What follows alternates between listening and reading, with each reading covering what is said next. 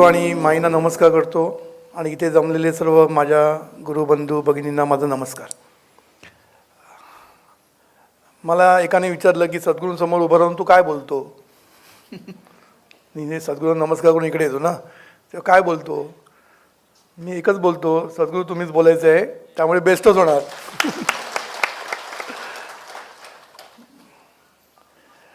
तुम्हाला खरंच धन्यवाद, कारण एवढा बाहेर पाऊस, ट्रॅफिक जाम, या सर्व गडबडीमधनं तुम्ही इथे आला. लांबून लांबून मला डोंबिवलीची पण माणसं दिसत आहेत, त्या सर्वांना मी खरंच धन्यवाद देतो. म्हणजे सच्चिदानंद स्वरूप समजून घेण्याची खूप कळकळ दिसते आहे. ही कळकळच आपल्याला पुढे घेऊन जाते. मी पण जवळजवळ 2 तास सत्पदावर होतो गाडीमध्ये. आता चितपदावर आलेलो आहे आणि याच्यातून तुम्हाला आनंद मिळेल अशी आशा करतो.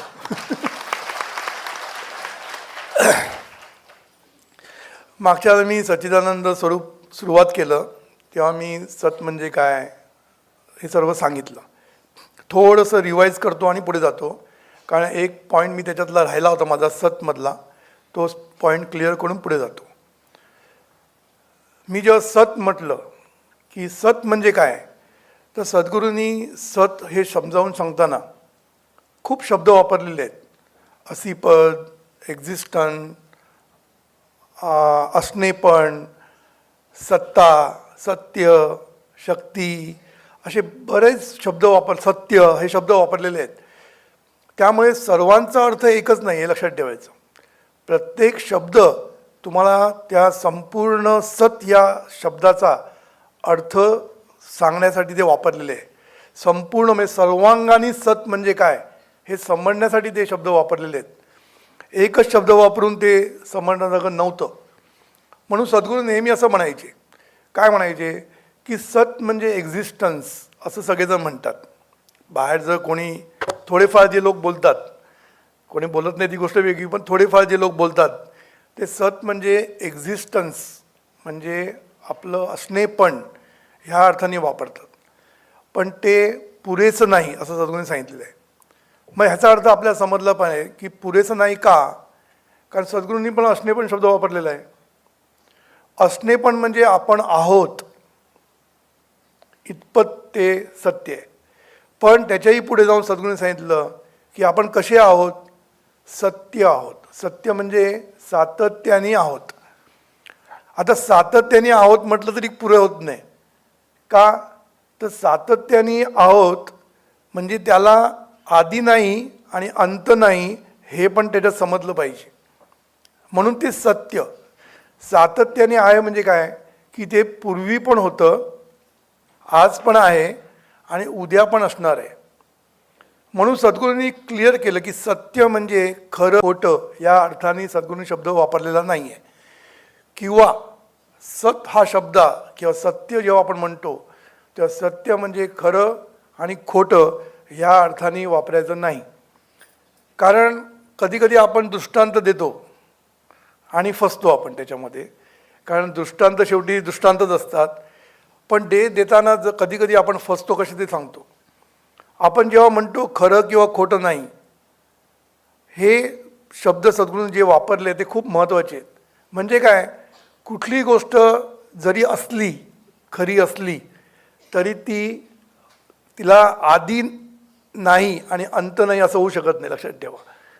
म्हणून सत्य ही जी गोष्ट सतच्या स्वरूपामध्ये बोलतात ती सत्य म्हणजे त्याला आदी नाही आणि अंत नाही अशी सत्य फक्त एकच आहे, ती म्हणजे सत. हे लक्षात ठेवायचं. हे सतपद म्हणजे सातत्याने आहे. सातत्याने आहे हे काय सांगतं आपल्याला, आहे पण सांगतं. पण सातत्याने जी आहे ते पूर्वी पण होतं आणि पुढे पण ते असणारच आहे आणि ते जेव्हा असेल तेव्हा ते आहे मध्येच असणार आहे, असा त्याचा अर्थ आहे. अजून एक सद्गुरूंनी सांगितलं काय की सत्ता आहे म्हणजे काय, अधिष्ठान आहे. म्हणजे सत्स्वरूप हे संपूर्ण ब्रह्मांडाचं, विश्वाचं, परमेश्वराचं, जीवाचं, सर्वांचं हे अधिष्ठान आहे, लक्षात ठेवायचं. म्हणून सद्गुरूंनी एकीकडे असं म्हटलं आहे की सच्चिदानंद स्वरूपामध्ये जे चित आहे किंवा जाणीव आहे हे रूप आहे. सत हे त्याचं गाभा आहे, शक्ती हा त्याचा गाभा आहे आणि आनंद हे त्याचं स्वरूप आहे. दुसरीकडे सद्गुरू शब्द असे वापरले की सत हे अधिष्ठान आहे, चित हे प्रतिष्ठान आहे आणि आनंद हे अनुष्ठान आहे. आता दोन्ही हे गोष्टी एकच आहे, लक्षात ठेवायचं. सत हे अधिष्ठान आहे म्हणजे पाया आहे, गाभा आहे सच्चिदानंद स्वरूपाचा. चित हे प्रतिष्ठान आहे म्हणजे चित हे रूप आहे, म्हणजे आहे ती जाणीवच आहे. सत आणि आनंद ह्या जाणीवेमध्येच असल्यामुळे जाणीव हे प्रतिष्ठान आहे म्हणजे रूप आहे आणि आनंद हा अनुष्ठान आहे म्हणजे परिणाम आहे, लक्षात ठेवायचं. म्हणून सच्चिदानंद स्वरूपामध्ये जेव्हा सद्गुरूंनी सांगितलं की चित म्हणजे जाणीव आणि जाणीव हे त्याचं रूप आहे. रूप आहे म्हणजे तेच आहे आणि शक्ती हा त्याचा गाभा आहे म्हणजे त्याचं अधिष्ठान आहे, पाया आहे आणि आनंद हे त्याचं स्वरूप आहे असं म्हटलेलं आहे. म्हणजे दोन्ही जर सद्गुरूंनी जी वाक्य वापरली त्याचा एकमेकांशी अर्थ आहे, लक्षात ठेवायचं, ते जुळून येतं. तर पुढे सत या शब्दाबद्दल मी जेव्हा सांगितलं की सत हे सत्स्वरूप हे परमेश्वराचं पण आहे, जीवाचं पण आहे आणि जगाचं पण आहे. हे सुद्धा एक खूप महत्त्वाचा पॉईंट सद्गुरूंनी मांडलेला आहे की सच्चिदानंद स्वरूप हे सर्वांचं आहे. म्हणजे परमेश्वर असू दे, जग असू दे किंवा तुम्ही जीव असू दे. म्हणजे काय याचा अर्थ की सच्चिदानंद स्वरूप हे जर नाही तर काहीच नाही, बरोबर. म्हणून जेव्हा आपण स्वरूपाची डेफिनेशन केली तेव्हा आपण काय म्हटलं, जे वजा केलं असता रूप शिल्लक राहत नाही त्याला आपण स्वरूप म्हटलं. त्याला मी एक दुसरा अँगल दिला की स्वरूप हे वजाच करता येत नाही. खरी मजा काय आहे, स्वरूप हे वजा केलं तर काहीच राहत नाही, म्हणजे परमेश्वर पण राहत नाही, कारण परमेश्वराचं पण स्वरूप हे सच्चिदानंद स्वरूप आहे. त्यामुळे हे जे स्वरूप वजा करताच येणार नाही आहे, पण स्वरूपावर जे येतं आणि जातं ते वजा होत असतं, आज नाही तर उद्या. म्हणून सद्गुरू काय बोलले की आपण सतत म्हणत असतो की सत्पदावर म्हणजे या आहेवर सगळं काही येत असतं आणि जात असतं. म्हणून सद्गुरू काय म्हणतात, आपण नेहमी असं म्हणत असतो, मी आहे, माझा काका आहे, मामा आहे, फ्रीज आहे, टी व्ही आहे. आहेचा घोष चालू असतो आपला, आहेचा घोष. पण त्या आहेच्या घोषमध्ये आहेचा होश नसतो. म्हणजे कळलं का, आहेचा घोष आपण करत असतो, तो आहे, मी आहे, ती आहे, तो आहे, फ्रीज आहे, आहे करत असतो. पण हा आहेचा घोष चाललेला आहे, पण आहेचा होश म्हणजे आहेचं भान आपल्याला नसतं. आपल्याला भान कशाचं असतं, त्या हायेवर जे येतं त्याचं आपल्याला भान असतं, त्याच्यात आपण अडकलेलो असतो. म्हणून फ्रीज आहे म्हटल्यानंतर फ्रीजमध्ये आपण अडकतो, आहेमध्ये अडकत नाही. आपण आहेचं भान नसतं आपल्याला, फ्रीजचं भान असतं. म्हणून ह्या आहेवर सगळ्या गोष्टी येत असतात आणि जात असतात, त्याचं खरं भान घेण्याची गरज नाही आहे. आपल्याला खरं आहेचं भान घ्यायला पाहिजे. तर ते जातं बाजूला आणि आपण एकसारखे मी मी मी करत असतो, मी आहे म्हणत असतो. म्हणजे काय, आहेचा घोष आणि मीचा जोश. मीचा जोश म्हणजे मीपणावर आपण कायम असतो, मीपणावर स्थिर झालेलो असतो आणि मी हा जोश असतो आपल्याकडे. म्हणून हे जे येणं जाणं आहे सत्पदावर हे खरं महत्त्वाचं नसून, म्हणजे ते पण महत्त्वाचंच आहे, महत्त्वाचं काय नाही, सद्गुरूंनी सगळ्यांना महत्त्व दिलेलं आहे. कारण ते महत्त्वाचं नाही म्हटलं तर काय उपयोग आहे, कारण या सत्पदावरच शरीर येणार आहे, जग येणार आहे, हे पाहिजेच ना. म्हणून सगळं पाहिजेच, पण आहेला धरून पाहिजे, हे महत्त्वाचं आहे. आहेला धरून जेव्हा तुम्ही सर्वांना धरता तेव्हा तुम्ही हरत नाही कधी आयुष्यामध्ये. पण नुसतं नाही त्याला धरत बसले आणि आहे त्याचा विसर पडला तर तुमचा पराभव नक्की आहे, लक्षात ठेवायचा. म्हणून पराभव म्हणजे काय, आज सगळीकडे दुःख भरलेली जी आहेत, सगळीकडे दुःख भरलेलं आहे. का भरलेलं आहे, कारण आहे त्याचा विसर पडलेला आहे आपल्याला. आणि नाही त्याच्यामध्ये आपण गुंतत चाललेलो आहे खूप. नाही हे पाहिजेच आहे असं नाही म्हणत मी की नको आहे म्हणून सद्गुरूंनी काय सांगितलं की आहे हे पद आहे ना हे सर्वात महत्त्वाचं आहे. म्हणून जगदीश आणि जीवाचं जरी स्वरूप एक असलं तरी सद्गुरूंनी एक क्लिअर गोष्ट केली की सर्वांची रूपं वेगळी आहेत हे लक्षात ठेवायला पाहिजे. म्हणून मी ब्रह्म आहे, मी परमेश्वर आहे, मी ईश्वर आहे म्हणताना तुमची आणि परमेश्वराची कंपॅरिझन करणं बरोबर नाही, लक्षात ठेवायचं. हे सद्गुरूंनी क्लिअर केलेलं आहे. सद्गुरू काय म्हणतात, स्वरूप एक आहे पण रूप वेगळी आहेत. म्हणून जरी मी महान असलो, कारण मी ईश्वर माझ्याकडे आहे, ईश्वर माझ्या आतमध्ये असल्यामुळे मी महान आहेच, पण मी आणि परमेश्वर एक नाही. म्हणून सद्गुरूंनी एक सुंदर उदाहरण दिलं. काय उदाहरण दिलं की सागर आणि त्याच्या लाटा, हा जो समुद्र आहे या समुद्रावर लाटा येतात. या लाटेचं स्वरूप आणि समुद्राचं स्वरूप जरी एक असलं, म्हणजे खारट पाणी असलं, तरीसुद्धा लाटेची शक्ती आणि समुद्राची शक्ती ही वेगळी आहे. ह्याच्यामध्ये सद्गुरूंनी अजून एक गोष्ट क्लिअर केलेली आहे, ती जर आपण समजून घेऊया की लाट म्हणजे समुद्र नाही, पण समुद्राची लाट ही समुद्रच आहे.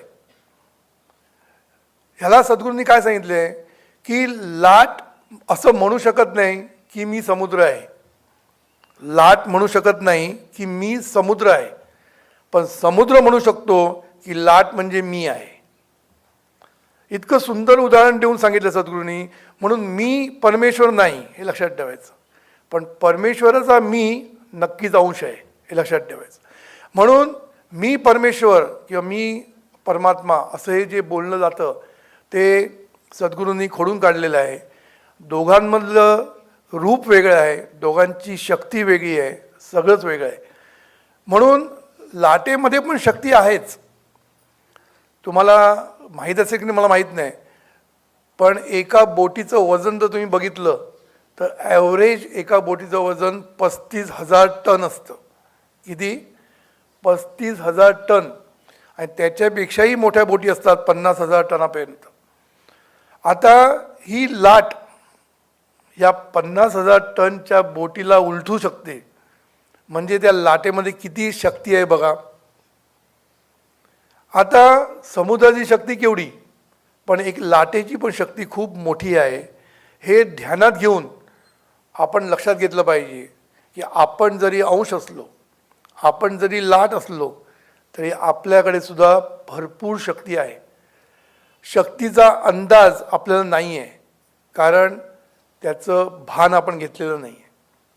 तुम्हाला एक गंमत सांगतो. प्रत्येक ऑलिम्पिकमध्ये रेकॉर्ड मोडले जातात, विश्वविक्रम मोडले जातात. का मोडले जातात? जो माणूस एखादी गोष्ट 60 सेकंदात करतो तीच पुढल्या वेळेला 50 सेकंदात करतो. म्हणजे याचा अर्थ त्याचं शक्ती त्यांनी कमवलेली असते. म्हणून आपल्याकडे शक्तीचं वरदान आपल्याकडे आहे, फक्त ती टॅप करता आली पाहिजे. ज्ञानाचं वरदान आहे, टॅप करता आलं पाहिजे. आनंदाचं वरदान आहे, टॅप करता आलं पाहिजे. म्हणून हे टॅप करणं खूप महत्त्वाचं आहे. म्हणून सच्चिदानंद स्वरूप हा विषय सद्गुरूंनी सांगितला की प्रत्येकाला माहीत पाहिजे. मला सुरुवातीला असं वाटायचं की हे सच्चिदानंद स्वरूप हे वेगळं आहे, हे फक्त जरा किस काढण्यासाठी, आपल्याला किस काढायला आवडतं ना, किस काढण्यासाठीच आहे असं मला वाटलं होतं. पण ते नुसतं किस काढण्यासाठी नाही आहे, ते जीवनामध्ये तुम्हाला जर पीस पाहिजे असेल तर तुम्हाला सच्चिदानंद स्वरूपाशिवाय दुसरा पर्याय नाही, हे लक्षात ठेवायचं. म्हणून सद्गुरूंनी काय सांगितलं की सच्चिदानंद स्वरूप याचा संबंध संपूर्ण जीवनाशी आहे, लक्षात ठेवायचं. संपूर्ण जीवनाशी, नुसतं असं नाही की परमार्थाशी, प्रपंचाशी सुद्धा सच्चिदानंद स्वरूपाचा संबंध आहे आणि परमार्थाचा पण संबंध सच्चिदानंद स्वरूपाची आहे. म्हणून तुम्ही जर, मी आता हळूहळू सांगणारच आहे की या प्रत्येकाचा डायरेक्ट संबंध आपला प्रपंचाशी आहे. प्रपंचामध्ये उत्कर्ष, यश, कीर्ती, पैसा सगळं जर पाहिजे असेल तर त्याचा संबंध ह्या धनाशी आहे, लक्षात ठेवा. सच्चिदानंद स्वरूप हे धन आहे ना, त्या धनाशी कनेक्टेड आहे. आणि परमार्थामध्ये सुख, शांती आणि समाधान जे पाहिजे त्याचा संबंध पण सच्चिदानंद स्वरूपाशी आहे. म्हणून याचा अर्थ काय की प्रपंचामध्ये सुख, शांती आणि समाधान जर पाहिजे असेल तर ते परमार्थाशिवाय शक्य नाही, हे लक्षात ठेवायचं. आपल्याला जे वाटतं सुख, शांती आणि समाधान प्रपंचामध्ये, ते फक्त सुख नसून ते सुखाचं भास आहे, सुखाचं प्रतिबिंब म्हणून पाहिजे आपण, पण ते सुख नाही आहे. मनाला बरं वाटणं म्हणजे सुख नाही. मनाला जी शांती मिळते ती शांती म्हणजे खरी शांती नाही, त्याला इनर पीस म्हणतात. इनर पीस तो वेगळा, आणि मनाला जी शांती आपल्याला काहीतरी मिळाल्यानंतर होते ती शांती वेगळी. म्हणून सुख, समाधान, शांती हे शब्द जे आपण वापरतो प्रपंचामध्ये, ते मनाला जे मिळालेलं आहे ते बरं वाटतं इतपतच आहे. पैसा मिळाल्यानंतर सद्गुरू सांगितले की शरीराची सोय होते, प्रपंचाची सोय होते. चांगली बायको बिको मिळाली, आई वडील, बायको, बॉस, की मनाला बरं वाटतं. बरं वाटतं म्हणजे खरं नाही, लक्षात ठेवायचं. कारण ते बरं वाटणं असतं ना, ते तात्पुरतं असतं. म्हणून खरी सुख, शांती आणि समाधान जर पाहिजे असेल तर ते आतूनच मिळणार आहे, बाहेरून कुठून मिळणार नाही. खरं म्हणजे सगळं काही जे मिळतं, बघा मी काय शब्द वापरतो, ते जे काही सगळं मिळतं ते आतूनच मिळतं, वाटतं बाहेरून मिळालं सगळं. हा मुद्दा लक्षात ठेवायचा. सर्व काही, कुठलीही गोष्ट तुम्ही घ्या, जी मिळते ती आतून मिळते, आपल्याला वाटतं ती बाहेरून. कारण का आपल्याला सच्चिदानंद स्वरूपाची ओळख नाही, सच्चिदानंद शब्दच माहीत नाही कोणाला. त्यामुळे आपण बाहेरून जे काय मिळतं तेच आपल्याला वाटतं सत्य आहे, पण खरं तसं नाही आहे.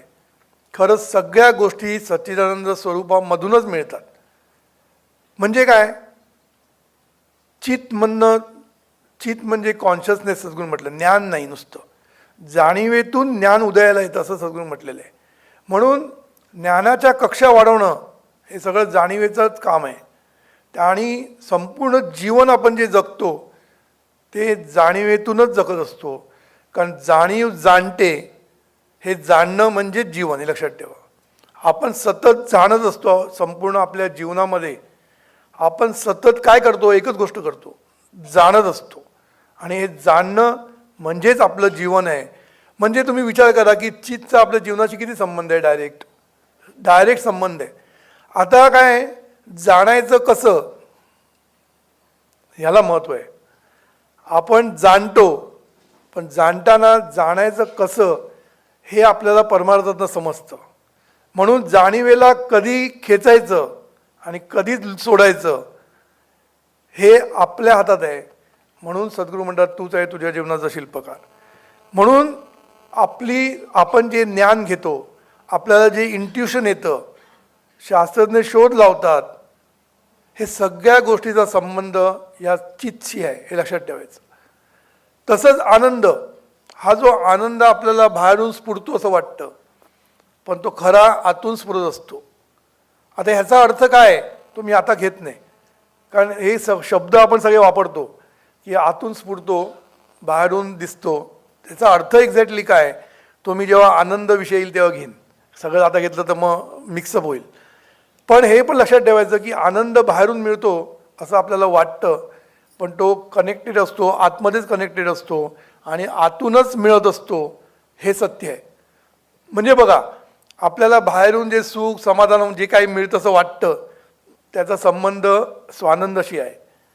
बाहेरून आपण जे ज्ञान गोळा करतो, साठवतो, त्याचा सगळ्याचा संबंध चित्तशी आहे. आणि सतशी काय संबंध आहे ते पण आता बघूया आपण. सतशी काय संबंध आहे.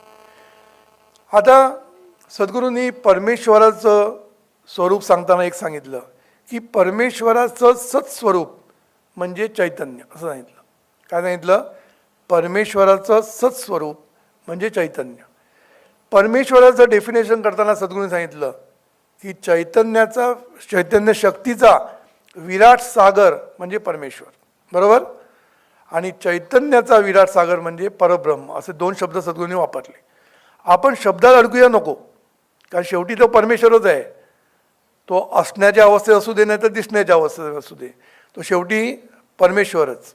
जसं आपण झोपलो तरी मी प्रल्हादच, उठलो तरी मी प्रल्हादच, धावलो तरी मी प्रल्हादच. त्यामुळे त्या शब्दामध्ये खूप अडकू नका. पण सद्गुरूंनी काही गोष्टी क्लिअर केल्या आहेत, त्या मी थोड्याशा क्लिअर करतो.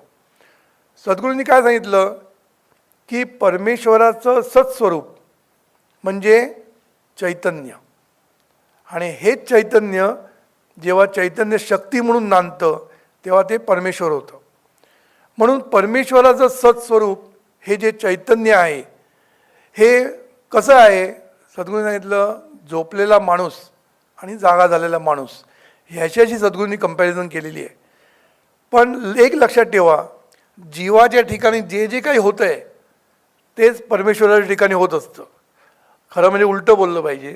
परमेश्वराच्या ठिकाणी जे जे काय होतं आहे ते आपल्या ठिकाणी होतं आहे आणि जगाच्या ठिकाणी पण होतं आहे. पण सध्या आपण परमेश्वराचं आणि आपली तुलना करूया. आता परमेश्वराचं सत्स्वरूप म्हणजे काय, सद्गुरूंनी सांगितलं की माणूस झोपलेला असतो तेव्हा तो नुसता असतो. आपण म्हणतो ना की हा झोपलेला असतो, आपण म्हणतो हा झोपलेला जेव्हा असतो तेव्हा तो नुसता असतो, तेव्हा त्याची जाणीव ही नुसती असणारी असते म्हणजे ती फक्त सत असते, म्हणजे चैतन्य स्वरूप असते ती. म्हणून आपण म्हणतो ना, सद्गुरूंनी शब्द निरनिराळे वापरलेले आहेत. म्हणजे संतांनी शब्द वापरला आहे, ज्ञानेश्वर माऊलींनी शब्द वापरला आहे की सर्व उपाधी माझी गुप्त चैतन्य असे सर्वगत असं म्हटलेलं आहे. म्हणजे चैतन्य शब्द आपल्या आतमध्ये आहे म्हणून वापरलेलं आहे. अहम ब्रह्मास्मी असं वेदांतामध्ये म्हटलेलं आहे, आणि ईश्वरस्य सर्वभूतानाम असं गीतेमध्ये म्हटलं आहे. म्हणजे 3 शब्द वापरलेले आहे, ब्रह्म, ईश्वर आणि चैतन्य. हे तिन्ही शब्द एकाच अर्थाने वापरलेले आहेत. आपण सायंटिफिक म्हणून चैतन्य शब्द वापरू, ब्रह्म म्हटलं की ब्रह्म घोटाळा होतो असं सद्गुरू म्हणतात. आणि हे जे चैतन्य आहे आपल्याला, म्हणून तिथे काय सांगितलं सद्गुरूंनी की परमेश्वराच्या ठिकाणी हे सत्स्वरूप म्हणजे चैतन्याचा विराट सागर आहे. तो शांत आहे, पण शांत आहे म्हणजे तो झोपलेला आहे. त्याच्या ठिकाणी शक्तीचा उदय नाही आहे, शक्तीचं प्रगटीकरण नाही आहे, आनंदाचं प्रगटीकरण नाही आहे. तो नुसता सत्स्वरूपात आहे, म्हणजे नुसता आहे. म्हणजे जसा माणूस झोपलेला आहे तसा परमेश्वर झोपलेला असं म्हणू आपण. ह्या सतच्या ठिकाणी जेव्हा स्फुरण होतं, म्हणजे चैतन्याच्या सागरामध्ये सद्गुरूंनी सांगितलं जेव्हा स्फुरण होतं तेव्हा त्याचं रूपांतर चैतन्य शक्तीच्या सागरामध्ये होतं असं म्हटलं. स्फुरण होतं म्हणजे साध्या भाषेत ते जागं होतं, उठतं, एवढं आपण शब्द वापरूया, साधे शब्द. म्हणून हा जो ईश्वर चैतन्याचा विराट सागर जो आहे, हा चैतन्याच्या विराट सागरामध्ये जेव्हा स्फुरण होतं, आता का होतं ते सद्गुरूंनी सांगितलेलं आहे, मी पण थोडक्यात सांगतो, पण त्याच्यात जास्त भांगडी पडूया नको. चैतन्याच्या सागरामध्ये स्फुरण का होतं, कारण चैतन्याच्या मध्ये जे आनंद आहे, हा जो आनंद आहे ना, हा स्फुरद रूप असतो. हा स्फुरद रूप असतो म्हणजे तो स्फुरत असतो सतत, तो स्वस्थ बसू शकत नाही. आणि तो स्फुरतो कुठे, त्या चित्तच्या ठिकाणी स्फुरत असतो. आणि जेव्हा तो आनंद स्फुरतो तेव्हा त्याच्यामध्ये स्फुरण निर्माण होतं. आणि हे स्फुरण जेव्हा निर्माण होतं चैतन्याच्या सागरामध्ये, तेव्हा चित्त जे असतं ते आपलंच स्वतःचं म्हणजेच सतचं भान घेतं. आता हे लक्षात ठेवा, आपण जेव्हा सतचं भान म्हणतो, लोक गोंधळ घालताना मी बघितलं आहे. चित्तनी सतचं भान घेणं म्हणजे त्यांना सत वेगळं वाटतं, चित्त वेगळं वाटतं, असं काय नाही आहे. चित्तनी सतचं भान घेणं म्हणजे चित्तनी स्वतःचंच भान घेणं, आपल्याच असणेपणाचं, आपल्याच आहेपणाचं भान घेणं. म्हणून जाणीव जी असते तिकडे झोपलेली, ती स्वतःचं भान घेते, म्हणजेच दुसऱ्या शब्दात सतचं भान घेते, म्हणजेच आपल्या आहेपणाचं भान घेते, म्हणजेच तिला आहे हे भान येतं. आहे हे भान आल्यानंतर नेक्स्ट प्रेरणा होते की मी आहे, म्हणजे आहेवरनं नेक्स्ट विचार काय येतो किंवा भान म्हणून आपण शब्द, मी आहे हे भान घेते. आणि मग सद्गुरूंनी सांगितलं की त्याच्या जागी जी प्रेरणा येते किंवा त्याच्या जागी जो विचार येतो की मी एक आहे, मी अनेक व्हावं. आता हा विचार का येतो? कारण आनंदाचा स्वाद घेण्यासाठी. कारण हे जे चित्त आहे ह्याला आनंदाची स्वाद घेण्याची सहज स्फूर्ती असते, त्याला ती स्वाद पाहिजे असतो. आणि हा स्वाद मोठ्या प्रमाणावर घेण्यासाठी त्याला एकाचं अनेकत्व व्हायला वाटतं. म्हणून तो मी अनेक व्हावं हा विचार त्याच्याकडे येतो. आणि त्याच्यानंतर तो भान देतो, म्हणजे भान घेतलं आहेपणाचं आणि मग त्यांनी भान दिलं, ओम म्हणून भान दिलं. आणि त्या ओममधनं संपूर्ण विश्व किंवा संपूर्ण ब्रह्मांडाची निर्मिती झाली असं शास्त्र म्हणतं. मला तिथे जास्त जायचं नाही आहे, मला फक्त ते आणि आपल्याशी संबंध लावायचा आहे की म्हणून सद्गुरूंनी काय सांगितलं की first there was a thought and thought was God. आता हे मी का घेतलं इकडे? मला खरं याच्यामध्ये इंटरेस्ट नसतो, मला जीवनाशी संबंध पाहिजे असतो, पण इथे पण मला जीवनाशी संबंध दिसतोय. सद्गुरूंनी जे काही आपलं तत्त्वज्ञान मांडलं आहे, मी कालच पूर्वतयारीला बोललो की सद्गुरूंचं प्रत्येक वाक्य दुसऱ्या वाक्याशी कुठेही तुम्ही जोडून तोडून बघितलं तरी ते परफेक्ट असतं. म्हणजे वरतून तुम्ही जेव्हा पर्स्पेक्टिव्हनी बघता तेव्हा कुठेच तुम्हाला लूज एंड दिसत नाहीत, लूज एंड्स. हे सद्गुरूंचं महत्त्व आपल्याला समजतं. कारण कधी समजतं? दुसऱ्यांचं वाचलं की. मी दुसऱ्यांचे कर्मसिद्धांत वगैरे सगळे वाचले आणि मी बऱ्याच ठिकाणी असं क्वेश्चन मार्क करून ठेवले, कारण कुठेतरी ते जुळलं जात नाही. कुठेतरी एक एंड उघडा असतो, कुठेतरी हा एक उघडा असतो, सर्वच जुळत नाही, कारण त्यांचं ज्ञान बरोबर त्यांनी वापरलेलं नसतं.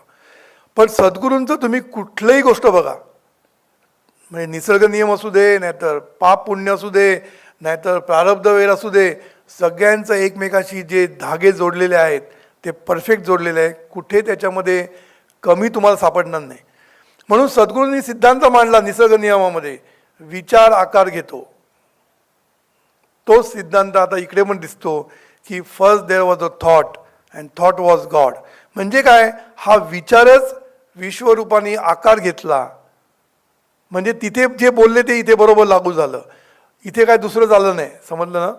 सांगायचा मुद्दा काय की सत्स्वरूपाचा हा जो स्फुरण होऊन ते विश्वरूपाने जे प्रगट झालं तसंच आपल्या ठिकाणी होत असतं, रोज होत असतं. हे मला सांगायचं आहे. रोज सद्गुरूने एका ठिकाणी म्हटले, आपण झोपतो म्हणजे आपल्याला मृत्यू असतो, खरा म्हणजे विघटन होत नाही ती गोष्ट वेगळी, पण तो एका अर्थी मृत्यूच असतो. आणि सकाळी उठल्यानंतर जे होतं ते आपला एक जन्म असतो. आणि खरंच ते पट्ट कसं सांगतो, तुम्ही कुठल्याही झोपलेल्या माणसाकडे जाऊन बघा,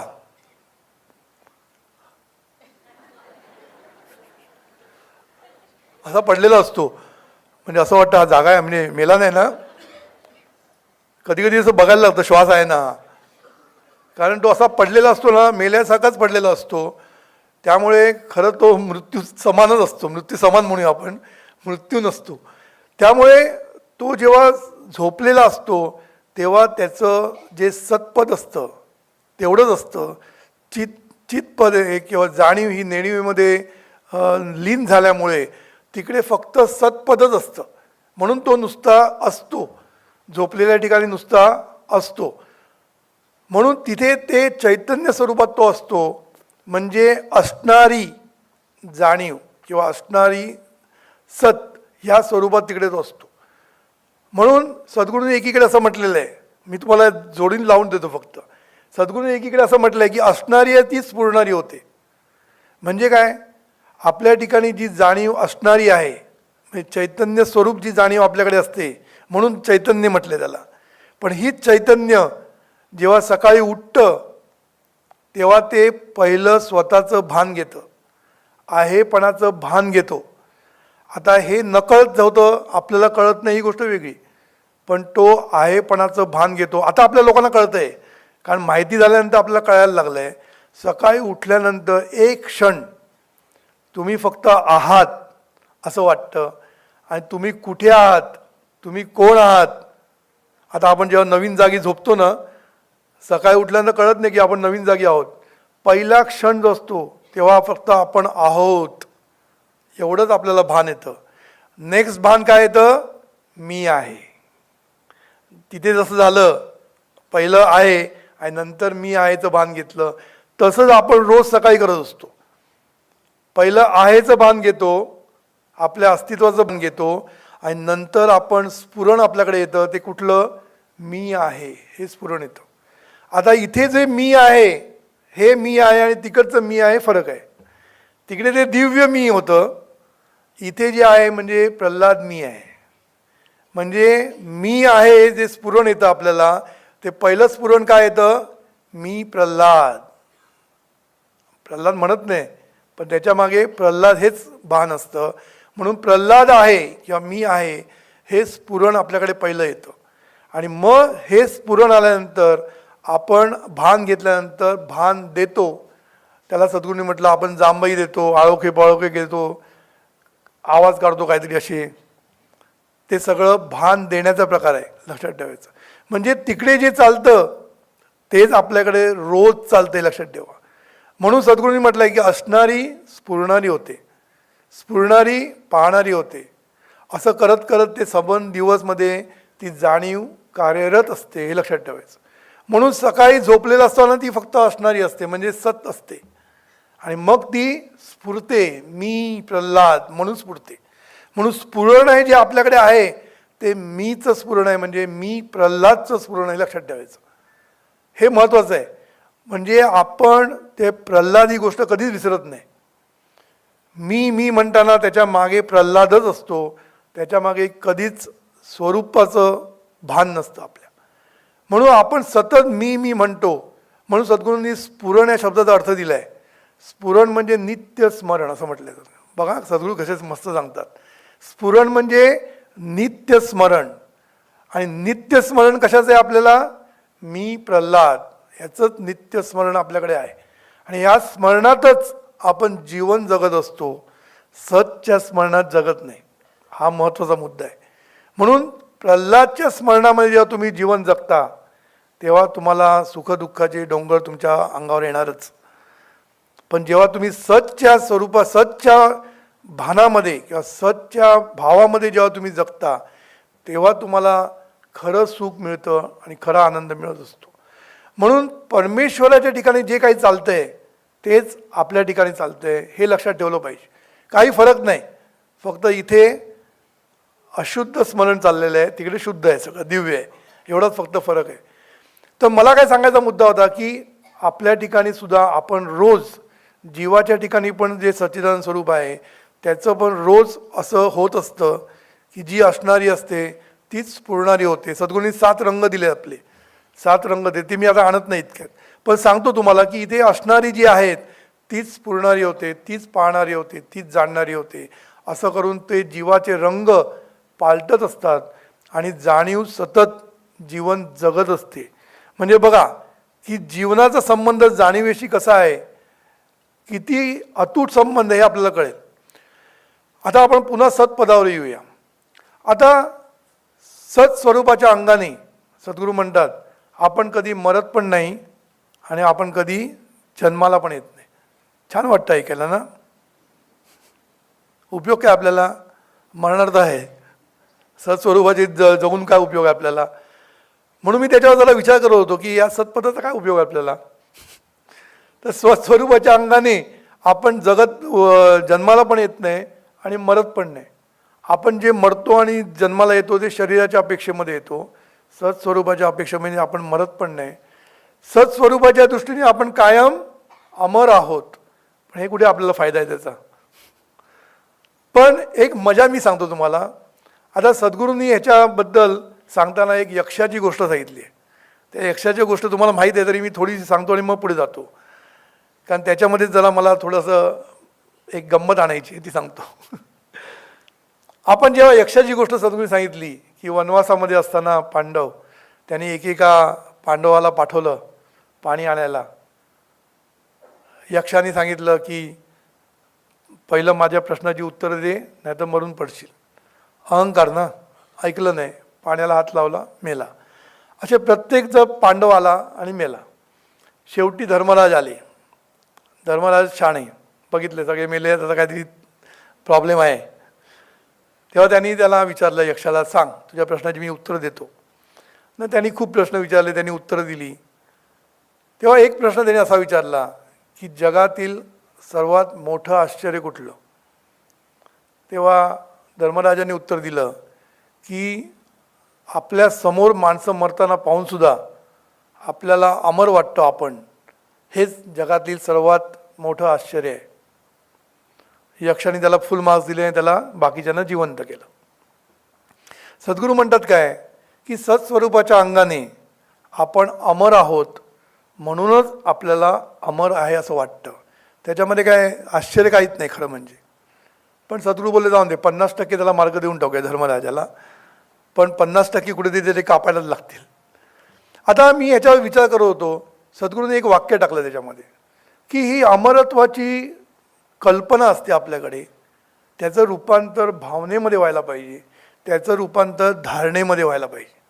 आता याचं एक्सप्लेनेशन सद्गुरूंनी पुस्तकात दिलं नाही, म्हणून मी थोडंसं एक्सप्लेनेशन देतो. आता हे जे स्वरूप आहे आपल्याकडे, हे आपल्याला अमरत्वाची भावना कल्पना आहे, त्याचं रूपांतर भावनामध्ये व्हायला पाहिजे असं सद्गुरू म्हणतात. आता ही कल्पना काय आहे? कारण मी मागच्या वेळेला एक वाक्य वापरलं होतं की अमरत्वाची आपल्याकडे भास असतो आणि आनंदाचा वास असतो, त्यामुळे आपल्याला जीवनाची आस लागलेली असते.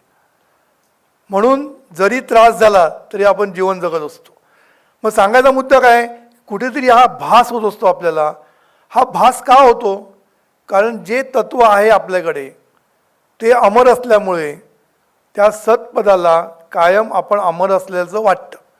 आता हे सत्स्वरूप जेव्हा आपल्या शरीराला ॲक्सेप्ट करतो, म्हणजे त्याच्यामध्ये सत्स्वरूपामध्ये विसर पडतो, हे तुम्हाला डिटेलमध्ये नंतर बोलू आपण. पण जेव्हा उपाधी धारण करतो आपण, शरीराची उपाधी धारण करतो आपण, तेव्हा सत्स्वरूपाला आपल्या स्वरूपाचा विसर पडतो आणि त्याच्या ठिकाणी भ्रम निर्माण होतो. आणि त्या भ्रमामध्ये त्याला प्रश्न पडतो की मी कोण? आणि ह्या प्रश्नाला उत्तर जे मिळतं ते म्हणजे मी शरीर, हे त्याला उत्तर मिळतं. आणि तो मी शरीर ही कल्पना करतो, हे शब्द ऐका, मी शरीर ही कल्पना करतो, हे काही सत्य नसतं. म्हणून मी शरीर ही जेव्हा आपण कल्पना करतो तेव्हा जो मी आहे, जो अमर आहे, त्याच्या ठिकाणी त्यांनी देहाला ॲक्सेप्ट केल्यामुळे, मी देह हे त्याने ॲक्सेप्ट केल्यामुळे त्याला वाटतं की मी देहरूपाने सुद्धा अमर आहे. हे कळतंय तुम्हाला? कळलंय का पुन्हा सांगू? आता मी तत्व जे आहे सत्स्वरूपाचं, त्याच्या ठिकाणी विसर पडल्यामुळे त्यांनी त्याच्या ठिकाणी भ्रम झाला. आता भ्रम झाल्यानंतर त्यांनी काय ॲक्सेप्ट केलं की मी म्हणजे देह, हे त्याने ॲक्सेप्ट केलं. खरं म्हणजे हा जो मी आहे तो खरा सत आहे, तो अमर आहे. पण त्यांनी आता स्वतःचं स्वरूप विसरला आणि त्यांनी मी देह ही कल्पना केली. आता मी देह जे त्याने ॲक्सेप्ट केलं, त्याच्या ठिकाणी मीचं सत्तत्व नांदत होतं, त्याला आपण अमर आहोत हे वाटतं आहे, कारण तिथे सत्तत्व आहे. स्वरूपाच्या ठिकाणी सत्तत्व असल्यामुळे त्याला आपण अमर आहोत हे वाटतं आहे, त्याचा भास होतो आहे. पण आता त्यांनी मी देह ही कल्पना केल्यामुळे तो देहसुद्धा अमर आहे अशी तो कल्पना करायला लागतो. हे कळलं का? म्हणून मी अमर आहे ही आपल्या ठिकाणी कल्पना असते, कारण मी देह ही कल्पना आपण ॲक्सेप्ट केलेली आहे. म्हणून हा जो मी अमर आहे तो हा देह पण अमर आहे समजायला लागतो. आता या कल्पनेचं रूपांतर भावनेमध्ये केलं सद्गुरू म्हणतात. ते कधी होईल की मी देह ही कल्पना जाऊन आहे तो मीच ही जेव्हा भाव निर्माण होईल, म्हणजे करता विठ्ठल हा भाव जेव्हा निर्माण होईल, करता तोच आहे हे भाव निर्माण होईल, आहे तोच करता आहे हा भाव निर्माण होईल, तेव्हा या कल्पनेचं रूपांतर भावनेमध्ये होईल. आणि नंतर धारणेमध्ये कधी होईल, जेव्हा तो त्याला धरेल, आपल्याला आहेपणाला जेव्हा तो धरेल आणि आहे होऊन जेव्हा राहील, तेव्हा या भावनेचं रूपांतर धारणेमध्ये होईल. आणि धारणेमध्ये जेव्हा होईल तेव्हा त्याला अमरत्वाचा नुसता भास होणार नाही, अमरत्वाची त्याला जाण होईल. आणि अमरत्वाची जाण झाल्यामुळे त्याला जो आनंद मिळेल तो खूप खूप वेगळा असणार आहे, लक्षात ठेवा. कारण त्याला तेव्हा तो सत्स्वरूपाने जगत असल्यामुळे, सत्स्वरूपाच्या धारणेमध्ये जो जगत असल्यामुळे त्याला आपल्या अमरत्वाचा धारणा होते आणि त्याला ते अमरत्वाची जो आनंद आहे तो मिळतो. तो आनंद आपल्याला मिळत नाही, कारण जरी ती कल्पना असली, अमरत्वाची जरी आपण कल्पना केली तरी ती कल्पनाच राहते. कारण आपल्याला समोर लोक मरताना दिसतात तेव्हा आपल्याला कळतं की आपला पण एंड आहे. पण तरीसुद्धा एक मजा असते बघा, स्मशानात जा, मजा म्हणजे स्मशानात जायला मजा नाही पण स्मशानात गेल्यानंतर आपलं कोण जवळचं नसेल तर जरा ऑब्झर्वेशन करायचं सगळीकडे, खूप मजा येते. म्हणजे हे जे अमरत्वाची कल्पना आहे ना, ही किती घट्ट आहे ते कळतं आपल्याला. पहिली गोष्ट म्हणजे स्मशान काय म्हणतात त्याला, स्मशान वैराग्य. हे तिथे गेल्यानंतर थोडा वेळ स्मशान वैराग्य येतं. अरे वा, सगळे मरतात, आता आपण पण जाणार आहेत, आपलं पण वय झालं आहे, आपण पण जाणार असं वाटतं. तेव्हा थोडंसं स्मशान वैराग्य येतं, पण लगेच ते जातं, म्हणजे जास्त वेळ जात नाही. तुम्ही त्या स्मशानामध्ये बघा, आता मध्ये मी एकदा गेलो होतो, तो बिचारी बॉडी तिथे पडलेली होती. ते सगळे काय चालू होतं तिकडे, संपूर्ण लोक जे जमले होते समुदाय, त्यांना त्याच्यात काही इंटरेस्ट नसतो, काय चाललं आहे त्याच्यामध्ये पण नाही, त्या बॉडीमध्ये पण गेलेला असतो इंटरेस्ट. आणि सगळेजण मस्त ग्रुप करून गप्पा मारत असतात, हसत काय असतात. मी असं बघत असतो फक्त की तो मेला तेव्हा एवढे रडले असते, पण आता सगळे असत आहेत. म्हणजे किती माणूस लगेच विसरतो बघा, त्या बॉडीला पण विसरतो आणि त्या आपण मरणार हे पण विसरतो. आणि तो इतका सुंदरपणे गप्पा मारत असतो आणि हसत खेळत सगळं चाललेलं असतं आणि वाट बघत असतं की कधी एकदा निकाल लागतो आणि आम्ही निघतो. म्हणजे ही स्मशान वैराग्य फक्त थोडा वेळ असतं, पुन्हा आपण मूळ पदावर येतो आणि आपण ताठ होतो. जरा वेळ वाटतं काय नाही हो, स्मशान शेवटी जायचंच आहे, कुठे घेऊन जाणार आहे म्हणतो, बाहेर जाऊन सगळं घ्यायला प्रयत्न करत असतो. म्हणजे काय, आता आमच्या सोसायटीमध्ये एकदा असं झालं, एक कोणतरी गेलं होतं, सगळे येणार ना, गेलं म्हटल्यानंतर यायला पाहिजे. आता तिथे चाललं होतं आतमध्ये, सगळेजण बाहेर बसून मस्त गप्पा मारत होते. तर एकाने म्हटलं, ह्या निमित्ताने तरी आपण जमलो नाही. मी म्हटलं हळू बोल, असली निमित्त नको आपल्याला. सांगायचा मुद्दा काय की परत दुसरी मजा एक, मी असं उगीच चिंतन मला उगीच चाललेलं असतं, असलं नको ते पण ते मजेशीर असतं. आता मी बघितलं की माणूस मेला की नावाने आपण हाक मारत नाही, बॉडी घेऊन ये म्हणतो की नाही. अरे कालपर्यंत काका मामा करत होता आणि आता काका म्हणायला काय बिघडलं, काकाला घेऊन येऊन नाही, बॉडीला घेऊन ये. मग मी मला एक मजेशीर विचार माझ्या मनामध्ये आला. जन्माला आल्यानंतर नावं ठेवतो आपण त्याला, बरोबर, नाव देतो काहीतरी, नाव, नंतर जे काय द्यायचं म्हणतात ना, नाव, नंतर संस्कार, म्हणजे काय म्हणतात, तू ब्राह्मण, तू हा, सगळं ते आपण देतो त्याला. हे सगळं जन्माला आल्यानंतर देतो. कोण देतं? समाजच देतो. आणि मेल्यानंतर लगेच काढून घेतो बघा, काढून घेतो की नाही, म्हणजे नाव पण घेत नाही, मग काढून टाकलं नाव, बॉडी. म्हणजे जन्माला असं ती बॉडीच असते, पण त्याला नाव देतो आपण आणि तेच नाव मेल्यानंतर लगेच बाहेर काढून टाकतो आणि बॉडी म्हणतो. किती सत्य गोष्ट आहे ना ही. म्हणजे असं चिंतन करता करता काय काय सुचतं ते सांगितलं तुम्हाला. नंतर दुसरी एक महत्त्वाची गोष्ट काय की सद्गुरू नेहमी म्हणतात की अरे रे मेला गेला, अरे रे गेला काय, तुला पण जायचं आहे उद्या, तू गेला काय म्हणतो, तुला पण जायचंच आहे. तर दुःख, पण त्याच्यातनं तू शिकलं पाहिजे तर खरं आहे. मला पुढे काय सांगायचं आहे की हे जे अमरत्व नाही आपल्याकडे आणि आहे, या दोन्हीचं आपण चिंतन नीट केलं पाहिजे आणि आपल्याला ते कसं उपयोगी पडेल. एक गंमत सांगतो. वसंत कानेटकर एक मोठे महान लेखक, नाट्यलेखक, ते जेव्हा त्यांचं जेव्हा निधन झालं त्याच्यानंतर त्यांच्यावर त्याच्या बायकोने एक लेख लिहिला होता मोठा, तुम्ही वाचला पण असेल. त्या लेखामध्ये त्यांनी असं लिहिलं होतं की हे आपले जे कानेटकर म्हणजे त्यांचा नवरा हे एवढं लहरी खातं होतं की त्यांनी माझ्याकडे कधी लक्षच दिलं नाही, माझ्याकडे म्हणजे संसाराकडे लक्षच दिलं नाही. कारण हे जे आर्टिस्ट लोक असतात किंवा क्रिएटिव्ह लोक जे आपण म्हणतो ते लोक कसे असतात, सॉरी तुम्हाला नाही म्हणत,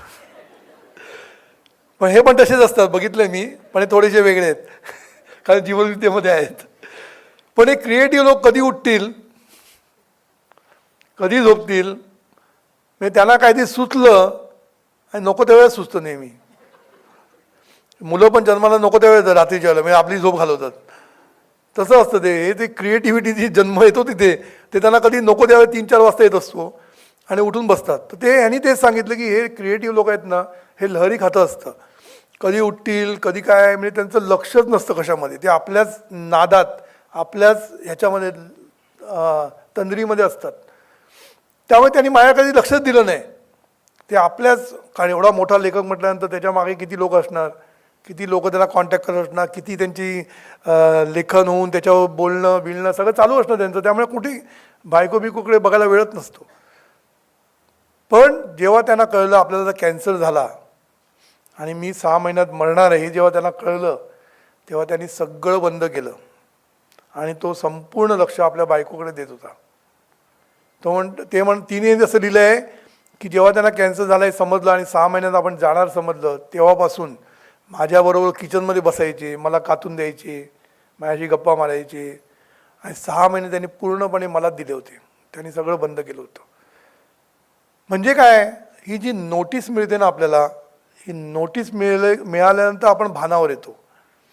तोपर्यंत आपण बेभान असतो, बेभान. बरोबर काय आहे ना, भरपूर रिटायर झाल्यानंतर करू ना आपण सगळं काय, जे बायकोला लव यू म्हणायचं असेल तर सगळं रिटायरमेंट. सध्या वेळ नाही मला, सध्या लव मनी, बरोबर, लव पै नाही, लव पैसा, लव पैसा नको, लव पै करा. तर सांगायचा मुद्दा काय की हे जे असतं की काय सांगतो हां, तर त्यांना जेव्हा नोटीस मिळाली तेव्हा त्यांना आपली अर्जन्सी कळली की आपली अर्जन्सी, आपली प्रायोरिटी काय आहे आयुष्यामध्ये. आपली प्रायोरिटी म्हणजे आपली मुलं, आपली बायको ही आपली प्रायोरिटी आहे. त्याला आपण लक्षच दिलं नाही आपलं आयुष्यभर, का तर आपण आपल्या तब्येतीमध्ये होतो. म्हणून त्यांनी ते लक्ष द्यायला सुरुवात केलं. मग ह्याच्यातनं आपण काय शिकायचं, अशी कोणाला नोटीस मिळू नको दे कॅन्सरची, ती नको आपल्याला. पण नोटीस ही गोष्ट आपल्याला मिळणार नाही हे लक्षात ठेवा. आपल्याला जी नोटीस असणार ती एका श्वासाची असणार, एका श्वासाची. आत्ता श्वास घेतला पुढला श्वास घेईल याचं नक्की नाही. आमच्याकडे एक व्हाईस प्रेसिडेंट होता, मस्तपैकी व्यायाम चांगला करायचा, टेनिस खेळायचा. टेनिस खेळताना त्यांनी रॅकेट वरती केली होती सर्व्हिस करायला, तिथेच राहिली. सर्व्हिस पण पूर्ण करायला दिली नाही सर्व्हिस पण पूर्ण करायला दिली नाही आणि त्याच क्षणाला तो गेला. सांगायचा मुद्दा काय की आपल्याला एका श्वासाची नोटीस आहे, ती कधी आहे ते आपल्याला माहीत नाही. मग त्याचा आपल्याला उपयोग आता केला पाहिजे. म्हणजे काय, मरणा म्हणून नाही करायचं. आपण जिवंत आहोत तेव्हा आपला प्रत्येक क्षण हा सुखाचा कसा जाईल, आनंदाचा कसा जाईल, सण कसा होईल आणि दुसऱ्यांना आपण आनंद कसा देऊ, हा विचार जर आपण केला तर सच्चिदानंद स्वरूपाचं नॉलेज मिळून काहीतरी फायदा आहे. नाहीतर तत्त्वज्ञान ऐकायला बोलायला खूप मजा असते. बोललं की लोक छानपैकी टाळ्या वाजवल्या, तुम्ही वाजवल्या, बरं वाटलं मला.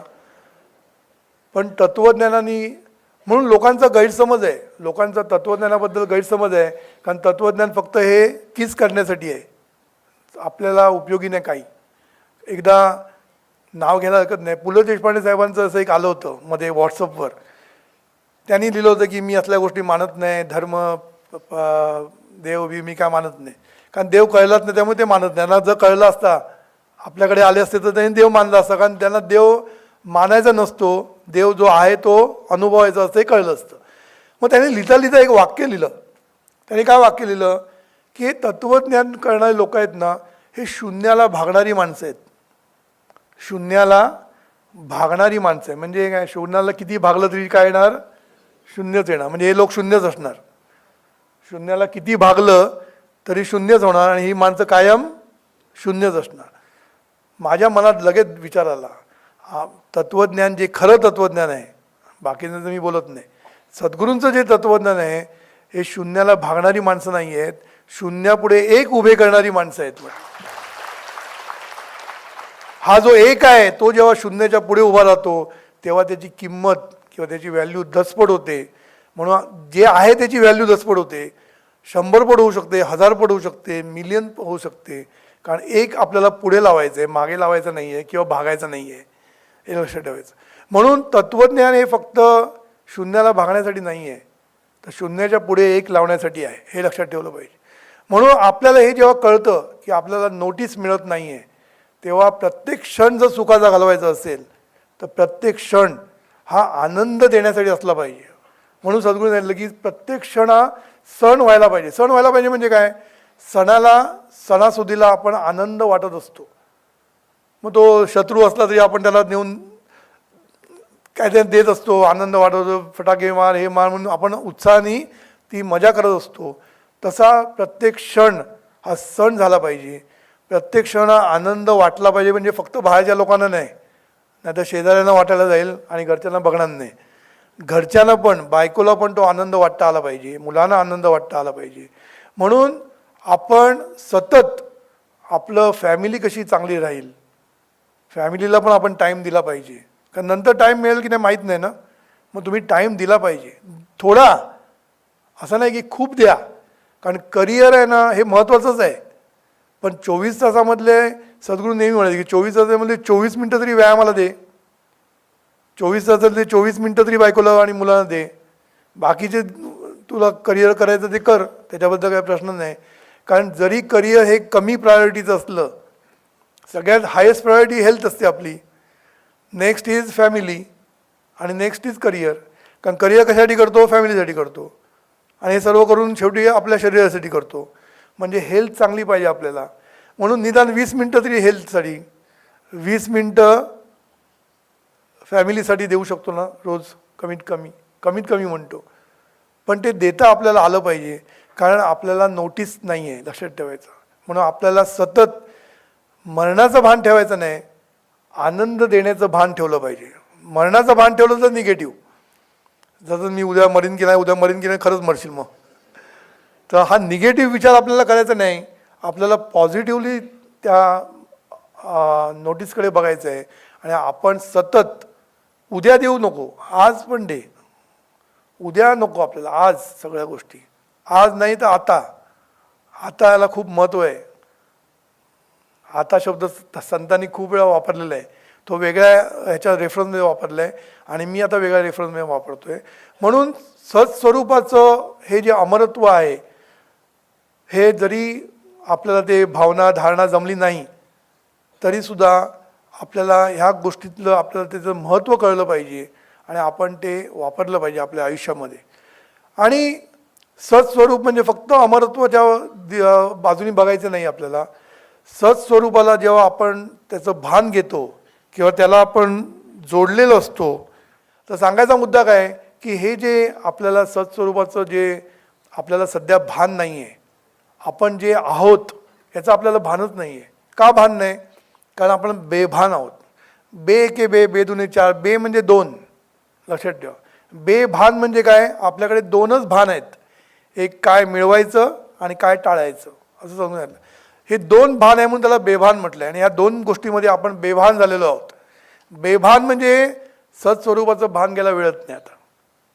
त्यामुळे आपल्याला सत्स्वरूपाचं भान घेणं माहीत नाही. म्हणून आपण आहोत ह्याचं आपल्याला कधीच भान नसतं. म्हणून त्याचं भान घेणं किती महत्त्वाचं आहे. कारण काय, आपण भान न घेतल्यामुळे सध्या आपण सगळे भानामतीमध्ये आहोत. भानामती करतात माहिती आहे ना, तसं आपल्यावर सगळ्यांनी भानामती केलेली आहे. सगळ्यांनी म्हणजे काय, या संसाराने, या सगळ्या जीवनमुळे आपल्यामुळे भानामती झालेली आहे. भानामती झाली म्हणजे काय, मती भानावर नाही आहे. आणि आपण जेव्हा सत्स्वरूपाचं भान घेऊ ना तेव्हा ती मती भानावर येईल, लक्षात ठेवा. म्हणून सत्स्वरूपाचं भान घ्यायला सुरुवात केली की आनंदाची प्रचिती यायला लागेल. कारण स्वरूपामध्येच आनंद आहे, सतच्या ठिकाणी आनंद आहे. म्हणून सतचं भान घ्यायला लागलो आपण की तिथे आनंदाची निर्मिती होते, लक्षात ठेवा. म्हणून आहोत याचं आपल्याला सतत भान असलं पाहिजे. आपण आहोत. त्याच्यासाठी सद्गुरूंनी आपल्याला साधना दिलेल्या आहेत भरपूर. आहेपणाचं साधना भरपूर दिलेली आहेत. ते आपण हळूहळू बघूया. एकदम नाही सांगत मी सगळ्या गोष्टी, हळूहळू पुढे जाऊया आपण. चालेल ना? इतक्या लांब यायला काय त्रास नाही ना? पण मला आहे ना सद्गुरूंनी सांगितलं, हे सांगत सांगत सद्गुरूंनी जिथे थोडक्यात सांगितलेलं आहे त्याचं एक्सप्लेनेशन देत त्याच्यामध्ये माझं आणि काय जीवनाच्या दृष्टीने काही एक्झाम्पल असते ते सांगत सांगत आपल्याला पुढे जायचं आहे. पण सगळ्यात माझं सच्चिदानंद स्वरूप हा विषय घेताना तत्त्वज्ञान मांडण्याचा विषय माझा नाही आहे. तत्त्वज्ञान सद्गुरूंनी मांडलेलंच आहे, तो माझा अधिकार पण नाही आहे. पण तेच मी तत्त्वज्ञान तुम्हाला सांगताना त्याचा आपल्याला जीवनामध्ये डे टू डे लाईफमध्ये आपण कसं अप्लाय करू. कारण मी अप्लाइड माणूस आहे, कारण मी टेक्नॉलॉजीचा माणूस आहे. BTech म्हणजे काय? Bachelor of technology. टेक्नॉलॉजी म्हणजे काय? Applied science. लक्षात ठेवा, हे सायन्स जे असतं हे तत्त्वज्ञान आहे, तत्त्वज्ञानासारखं आहे. आणि हे सायन्स जेव्हा आपण टेक्नॉलॉजीच्या रूपात वापरतो तेव्हा आपल्याला सगळी सुखं सोयी ज्या मिळतात ह्या टेक्नॉलॉजीमुळे मिळतात. म्हणून माझं काम फक्त एकच आहे, सद्गुरूंनी जे तत्त्वज्ञान मांडलं आहे ते अप्लाइड कसं करायचं आपल्या जीवनामध्ये. आणि जसे पिढ्या बदलत जातात तसं रिक्वायरमेंटसुद्धा बदलत जाते. तत्त्वज्ञान हे पिढ्यानपिढ्या सद्गुरूंचं राहणार आहे, कारण ते इटर्नल आहे, हे लक्षात ठेवा. तत्त्वज्ञानामध्ये कधीच बदल होणार नाही असं सद्गुरूंनी सांगितलं. पण तत्त्वज्ञानाच्या ॲप्लिकेशनमध्ये बदल होत जाणार आहे. परवा आपण फक्त फिएट आणि ॲम्बॅसेडरमध्ये फिरत होतो, आज आपण निरनिराळ्या गाड्यांना फिरतोय. उद्या या गाड्या विदाऊट ड्रायव्हर चालणार आहेत. सुरू झालेलं आहे ड्रायव्हर्सलेस गाडी. अशी पण गाडी काढली की ती पाण्यावरनं पण चालेल आणि पुन्हा जमिनीवरनं पण चालेल. त्यामुळे उद्या काय होईल माहीत नाही. पण ह्या आपलं हे जे तत्त्वज्ञान आहे हे कधीच कुठे कमी पडणार नाही एवढं नक्की. तर हे तत्त्वज्ञान आपल्याला अप्लाय करायचं आहे निरनिराळ्या पिढीमध्ये. म्हणून आता मी जेव्हा बोलतो कॉर्पोरेट लाईफबद्दल, कारण भक्तीची भाषा कॉर्पोरेट लाईफला नाही समजत. भक्तीची भाषा आपल्या जुन्या पिढीला आवडते, पण नवीन पिढीला कॉर्पोरेटची भाषा आवडते. पण कॉर्पोरेटमध्ये काय वेगळं आहे का? हे तत्त्वज्ञान वापरायचं आहे, ह्याच साधना वापरायचं आहे. कारण शेवटी कुठलंही पिढी असू दे, शेवटी माणसं जोडणं हे खूप महत्त्वाचं आहे. आणि आनंद मिळवणं, सुख मिळवणं हे कुठल्याही पिढीमध्ये थांबणार नाही आहे. सुखासाठी सर्वजण मागे लागणारच. आणि सुख कसं मिळवायचं ह्याचं फक्त एकच साधन किंवा धन हे आपल्या सद्गुरूंनी आपल्याला दिलेलं आहे. ते फक्त आपण निरनिराळ्या ॲप्लिकेशनमध्ये, कॉर्पोरेट लाईफमध्ये वेगळं, तोच मी नेहमी सांगतो.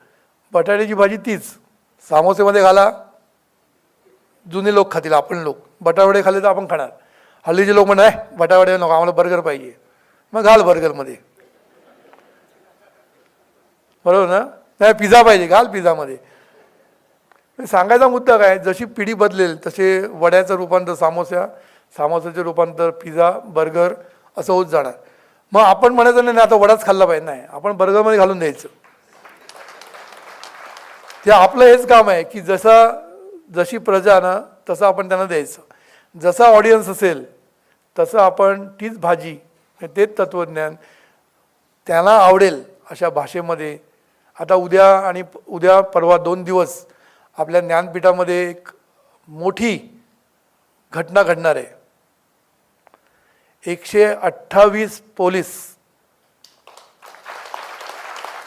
म्हणजे निरनिराळ्या कॅटेगरीमधले, म्हणजे इन्स्पेक्टर, IPS सगळे असतील त्याच्यामध्ये. असे 128 पोलीस आपल्याकडे कर्जतला येत आहेत सांगलीमधून. आणि ह्या 128 लोकांना आपण बेसिक कोर्स देणार आहोत, हे लक्षात ठेवा. त्यांच्यासाठी स्पेशल बॅच घेतलेली आहे. आणि आता हे सगळ्या पोलिसांना एवढी आवड लागलेली आहे की आता आमचीच धांदल व्हायला लागलेली आहे. आता मधले दिवस देता देता आमची पण धांदल होते, पण ही धांदल आम्हाला आवडते. आपल्याला ना स्वस्त बसायला दिलं नाही पाहिजे लोकांनी. उठ घरी काय बसलाय, चल लेक्चरला जायला. झोपलायस कसला, झोपायला जायचं नाही आपल्याला. आता आपण जोरदार करायचं आहे. म्हणून आपल्याला फॅकल्टीज पण भरपूर पाहिजे. तेव्हा मी नेहमी सांगत असतो की तुम्ही या पुढे, पण कोण पुढे या की ज्याला स्वतःचं नक्की माहीत आहे की माझं वक्तृत्व चांगलं आहे, माझी भाषा चांगली आहे, माझं स्टेज प्रेझेन्स चांगलं आहे. हे स्वतः पहिलं समजून घ्या. नाही तर मला नाही म्हणायला लावू नका. कारण कधी कधी मला सांगतात, एक माझ्याकडे आलं होतं एक पुरुष की मला व्हायचं आहे लेक्चर. त्याला नीट उभं पण राहता येत नव्हतं, डोळे एकीकडे बघत बघत बसायचा. अरे म्हटलं असं नाही चालणार. एक वक्तृत्वाची एक कला असते बाबा, सगळीकडे बघणं, हे करणं, लोकांच्या नजरेला नजर देणं. तुझं वरतीच बघून बोलायला लागलं तर कसं चालेल. त्यामुळे ज्याच्याकडे वक्तृत्व आहे भरपूर असणार, लोक आम्हाला माहीत नसणार आणि वेळ देऊ शकणार. सगळ्यात महत्त्वाचं वेळ. कारण बऱ्याच लोकांकडे वक्तृत्व असतं पण वेळ नसतो, समजलं ना.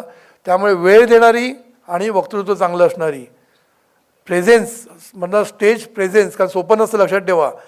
आपल्याला लोक बोलताना सोपं वाटतं, पण जेव्हा आमच्या या तरुण मुली उभे राहतात, तृप्ती बिप्ती इथे उभे राहतात आणि हजारो मुलांच्या समोर बोलतात, खायचं काम नाही. लक्षात ठेवा, आमची सगळ्या ज्या विद्यार्थ्यांना मार्गदर्शन करतात हे सगळ्या तरुण पोरी आहेत.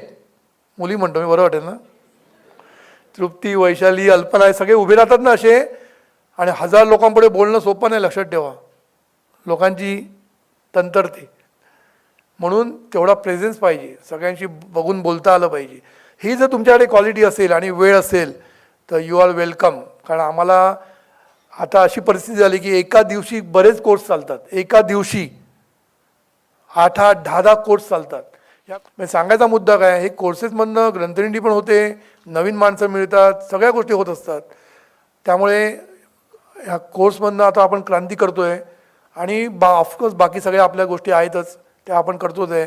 कारण प्रत्येकाला गरज आहे. मी सांगितलं सामोसा काही लोकांना द्यायला पाहिजे, म्हणून सामोसा पाहिजेच आपल्या हॉटेलमध्ये. सामोसा पण विकला पाहिजे, बटाटा विकला पाहिजे, बर्गर विकला पाहिजे, पिझ्झा विकला पाहिजे. सगळं विकेल तेव्हा आपलं हॉटेल चांगलं चालेल. नाही तर नाही, मी फक्त बटाटा देणार, मग तुझा दुसरीकडे जाणार लोक. तेव्हा आपल्याला सर्व लोकांसाठी सर्व गोष्टी करतो आहे आपण. म्हणून आपण प्रवचनं करतो, आपण कोर्सेस करतो, आपण साधना देतो लोकांना, सगळं काही देतो. कोणी म्हणायला नको की आम्हाला साधना मिळत नाही. कारण मला मागे एकदा सद्गुरूंच्या मी मागे त्याच्यासाठीच लागलो होतो. कारण सद्गुरूंनी आम्हाला एकाने सांगितलं की इथे फक्त हे एवढंच मिळतं, याच्या पुढचं काय मिळत नाही. तर मी गेलो, अरे इथे ह्याच्या पुढचं मिळतं आमच्याकडे, पण त्याला मिळालं नाही म्हणून तो निघून गेला दुसरी वेळा ऐकायला कुठेतरी. काय मिळालं नाही ती गोष्ट वेगळी, मग आमच्याकडे आला परत. तर सांगायचा मुद्दा काय की आपल्याकडे असून आपण जर दिलं नाही लोकांना, म्हणून मी सद्गुरूंना सांगितलं की तुम्ही असं लपून नका ठेवू. जेवढ्या लोकांना पाया दिलं घेऊ दे ना. कोण घेईल सांगता येत नाही आपल्याला, कोण घेईल सांगता येत नाही. त्यामुळे आपण देऊया. आणि पण त्याच्यासाठी आम्ही काही कंडिशन्स ठेवलेले आहेत. एकदम काल आला, आज गेला, उद्या घेतली आणि घेऊन असं आणू. त्याला थोडंसं सेटल होऊ दे, बेसिक कोर्स करू दे, अंडरस्टँडिंग करू दे, सत्संगाला जाऊ दे, मग आम्ही त्यांना देतो. तर आपण पूर्वतयारी दिव्य साधना देण्याची पण व्यवस्था भरपूर केलेली आहे. लोकांना ती खूप आवडते आहेत, लोक खुश आहेत. कारण सद्गुरू असताना भीती होती, सद्गुरू प्रश्न विचारतील ही भीती, प्रश्नाचं उत्तर समजो न समजो ते प्रश्न विचारते म्हणून भीती होती. ती आता भीती नसते. सद्गुरूंकडे मस्त प्रेमाने बघत बघत शिकतायत. त्यामुळे या सगळ्या गोष्टीची आपण व्यवस्था केलेली आहे. तेव्हा आता वेळ झालेली आहे आणि लांब लांब सगळ्यांना जायचं आहे. सध्या परिस्थिती पावसाची आहे, पण आता पुढला जे आहे तो 3rd गुरुवारी केलेला आहे. कारण बुधवारी हा अवेलेबल नाही, गुरुवारी ठेवलेला आहे.